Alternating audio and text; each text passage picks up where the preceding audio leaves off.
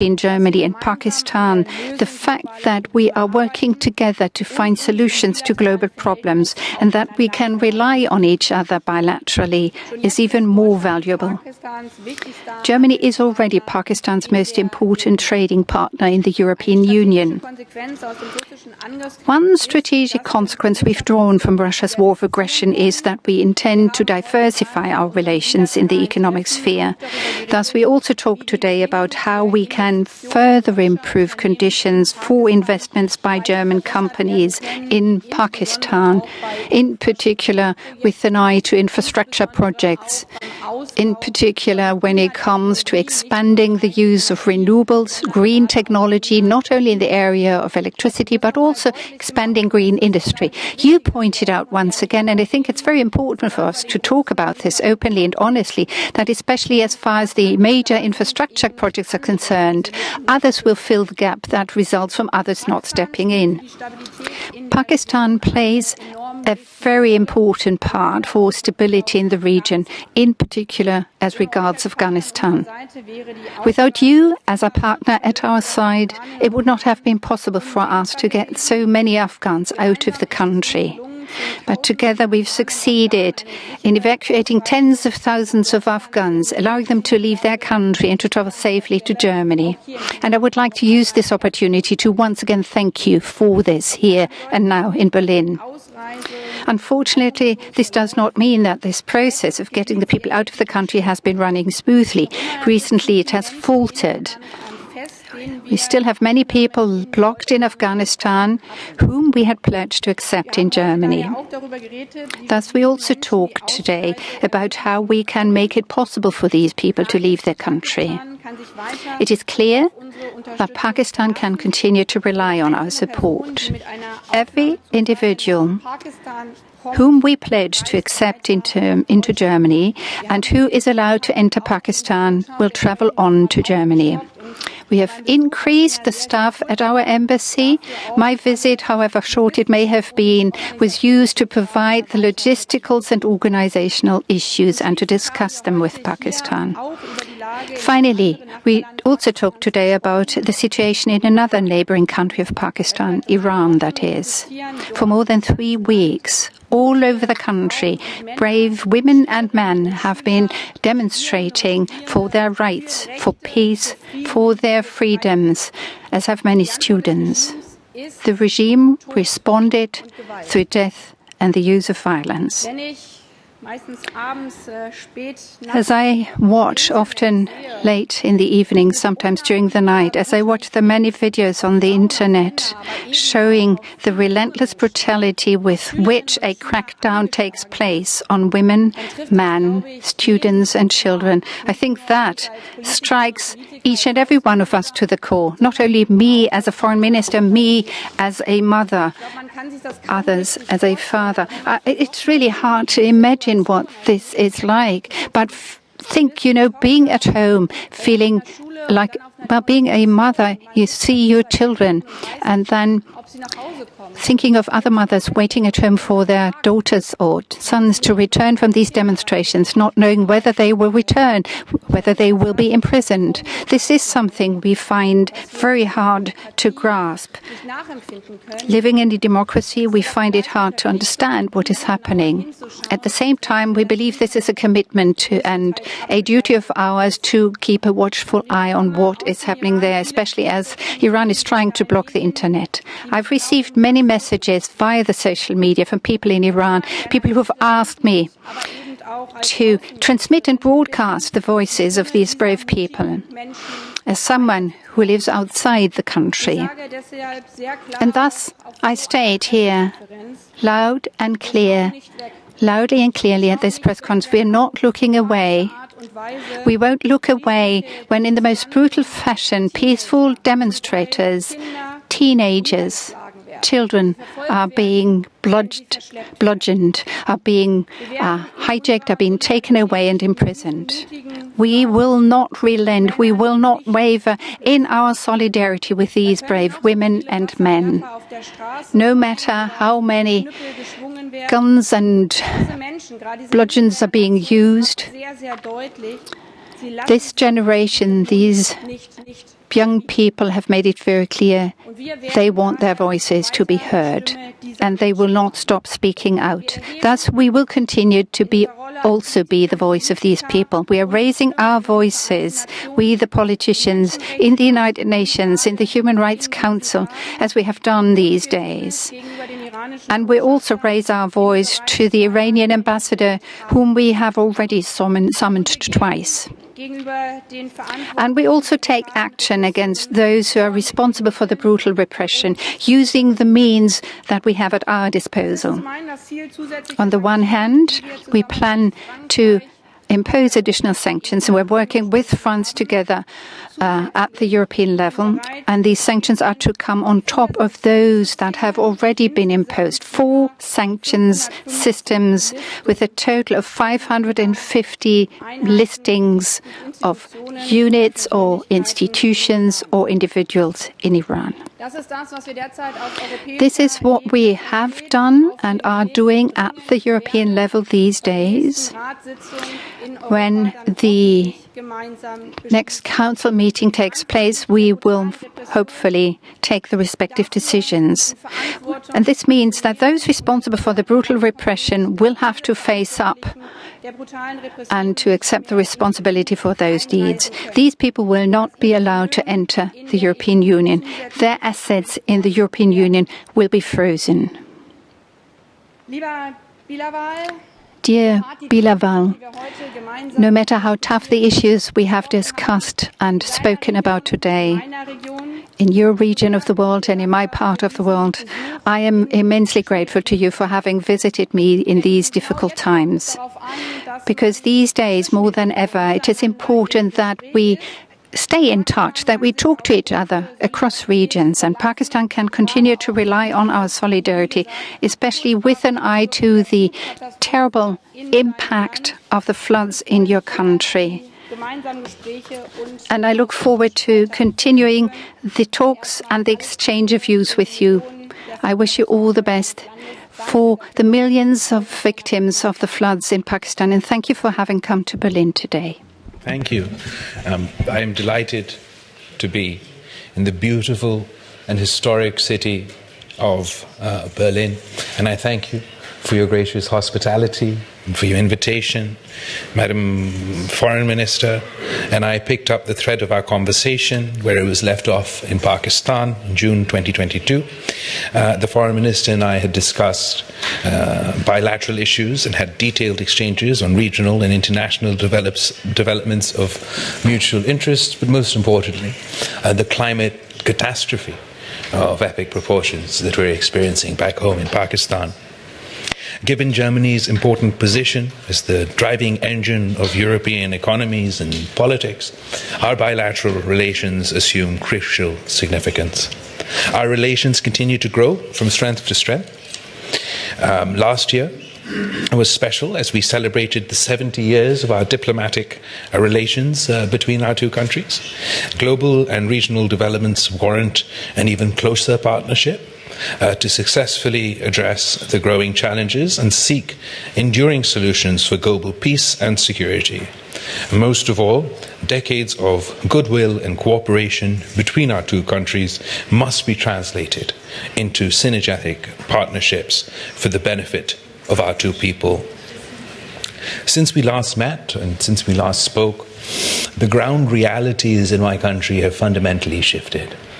To communicate what we have been going through during this catastrophe is very difficult to put into words. The words monsoons, the words floods, pale in comparison to the devastation that we are experiencing. We had a weather event of biblical proportions. We've heard of the story of Noah's floods, where it rained for 40 days and 40 nights. Well, in Pakistan, our monster monsoon started in mid-June and continued and continued and continued until the end of August. And when the rains finally stopped, a 100-kilometer lake formed in the middle of my country, leaving one-third of the landmass of my country underwater, more than the entire landmass of Great Britain underwater. 1 in 7 people 1 in 7 of my population, 33 million people affected, of which 16 million, as I mentioned, are children. 600,000 are pregnant women waiting to give birth under the open sky. 1,700 people have passed away so far, a third of which are children. The climate devastation has left more than 1 million houses destroyed, 4.3 million acres of standing crop underwater.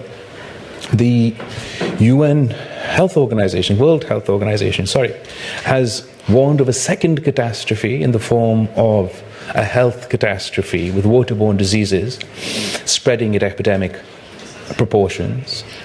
We have concerns about food security following the flood damage, and then in addition to that, the economic consequences of this tragedy is already being felt and will continue to get worse if we're unable to address it.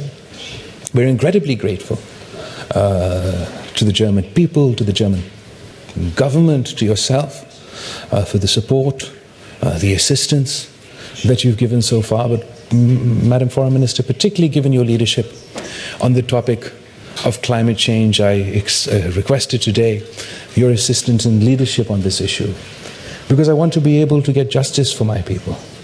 As the United Nations Secretary General said, it is not a question about charity, it's a question of justice. Pakistan produces less than 1% of the global carbon footprint, 0.8%. But we are amongst the 10 most climate-stressed countries on the planet. And that surely is unfair, that these 33 million people are currently paying in the form of their lives, in the form of their livelihoods, for the consequences of climate change that are a result of global action. And I hope that the solution of this global problem is also collective, is also global, because we too aspire to build back in a greener manner, in a more climate resilient manner, in a manner that has positive implications for our environment, that allows us to adapt, to mitigate, to transition for the challenging times to come. And your leadership and support would be very much appreciated during this phase. Frankly, Pakistan needs its own green revolution and green politics. My visit to Germany builds on successful exchanges that we've been having over the recent months, not only at our level, whether it is your visit to Pakistan or our phone conversations, but we've also had the various ministers, climate change, commerce, Minister of State, having visited Germany earlier, and I am building on much of that work. I am confident that the mutual desire to deepen our bilateral relations would prove to be a win-win for both our countries. We had good discussions on ways to enhance our collaboration in trade and investment, in higher education, technology, and people-to-people exchanges. We have a significant number of Pakistani community in Germany, and in addition to the positively contributing to German society, is also a strong bridge between our two countries. Similarly, Germany is a popular destination for our students to pursue higher educational studies, and we must work together to facilitate and create more opportunities for such engagement. Germany is one of our largest trading partners in Europe, and our trade has registered an increase in recent years. The GSP Plus status has also positively contributed, as it has proved to be mutually beneficial undertaking, and we count on your continued support for the renewal of the GPS Plus status for Pakistan. We also discussed the establishment of a formal Pakistan-Germany Chamber of Commerce in Pakistan, which would be vital stepping stone to materialize the envisioned economic engagement. Our discussion on regional issues were also useful.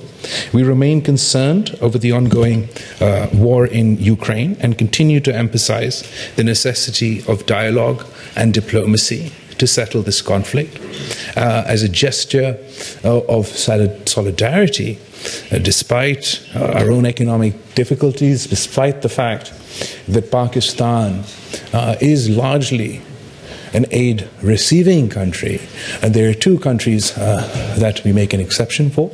We provide humanitarian assistance to the people of Afghanistan in their time of difficulty, and we provided humanitarian assistance to the people of Ukraine in the time of difficulty. On the issue of Afghanistan, I would like to highlight the grave humanitarian situation being faced by 40 million Afghani people. The international community needs to work together to help the people of Afghanistan avoid a complete and utter economic collapse and the subsequent repercussions of such devastation, which would include an exodus of refugees and an impact on law and order and stability in my region, but also, heaven forbid, internationally. While at the same time, it is also our hope that the Afghan authorities would be responsive to the expectations of the Afghan community regarding respect for human rights, inclusivity, and to take effective actions against terrorism. Afghanistan, like Ukraine, needs the international community's support. And as a responsible country on the international stage, Pakistan facilitated the evacuation of 90,000 people from 42 different countries from Afghanistan in 3 phases of humanitarian safe passage after the 15th of August 2021. We had facilitated requests from Germany also and hope to be of further assistance. At the end, I'd like to highlight, Madam Foreign Minister, the grave human rights violations being committed in occupied Jammu and Kashmir and the risks it poses for regional peace and stability. I reiterate that peace in South Asia would not be possible without the peaceful resolution of the Jammu and Kashmir dispute, in accordance with the UN resolutions, in accordance with international law, and with respect to international institutions, their resolutions and their frameworks, and in accordance with the wishes of the Kashmiri people. I conclude by thanking the Foreign Minister for her invitation, and I'd like to invite her once again to visit Pakistan at her earliest convenience. I am confident that our interactions in Berlin would help to further deepen and strengthen existing ties between our two countries. Thank you. We have time for 2 brief question rounds. Madam Minister, Ukrainian President Zelensky called upon people today to stop President Putin to use nuclear weapons by making a preventive attack. Do you think that that is a conceivable approach? Do you support it? And a question to the Pakistan Foreign Minister, how can we stop President Putin? And another question to Mr. Zadiri. The ministers made the point yesterday, a vote is to be taken on the resolution on the annexation of Ukrainian territory by Russia next week at the UN General Assembly. What is Pakistan going to do? Will you support the resolution? The last time a vote was taken, you abstained. Question that you just asked me, I am absolutely sort of astounded and horrified that I'm standing in 2022 Berlin and we're discussing the potential use of nuclear weapons. I mean, this is absolutely not an option, and surely we've agreed throughout history and should continue to agree that the use of nuclear weapons is not an option for anyone anywhere in the world. I would beseech the rulers of Ukraine and the rulers of Russia to engage in dialogue and diplomacy and find a peaceful resolution to this dispute. I question what humanity would say of us, what history would say of humanity. Sorry. That when we were faced with a once in 100 years global pandemic, an existential threat to the human race, when we were simultaneously faced with climate catastrophe after catastrophe, the exponential warming of our planet, another existential threat to the human race, that we decided it was an appropriate time to engage in more conflict and more war. We are worried about the direction.